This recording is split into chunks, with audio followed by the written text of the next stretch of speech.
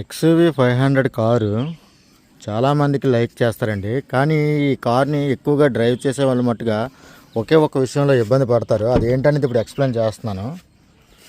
కింద చూసారు కదా, ఇదిగోండి పెడల్స్ మూడును. ఇది చూసారు కదా స్టీరింగ్ రాడ్. ఈ స్టీరింగ్ రాడ్ చూసారు కదా ఎలా ఉందో. అసలు దీంతోనేనండి అసలు ఇబ్బంది. మీకు ఏంటనేది ఎక్స్ప్లెయిన్ చేస్తాను చూడండి.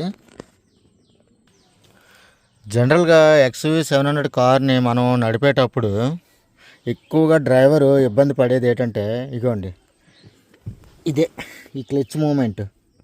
ఈ క్లచ్ తొక్కేటప్పుడల్లా కూడా స్టీరింగ్ రాడ్ వైబ్రేషను కాలుకి తగులుతూ ఉంటుంది. అదురు చూసారా ఎంత ఎంత గ్యాప్ వచ్చిందో రెండింటి మధ్యన. అసలు గ్యాప్ ఎలా ఉందో చూసారు కదా. దీనివల్లనండి ఒక్కోసారి స్టీరింగ్ కాలుకు తగలడం అది జరుగుతూ ఉంటుంది. చాలామందికి ఇబ్బందిగా ఉంటుంది అనమాట. XUV 500లో గేర్ మార్చేటప్పుడల్లా కూడా ఈ స్టీరింగ్ లివర్ అనేది కాలుకు తగులుతూనే ఉంటుంది. స్టీరింగ్ తిప్పడం చేసినా సరే. అయినా ఇది ప్రతి కారులోనే ఉంది. నేను XUV 700 ఒకటే కాదు, చాలా కార్లు నడిపాను, అన్నిటిలోనూ ఇదే ప్రాబ్లం.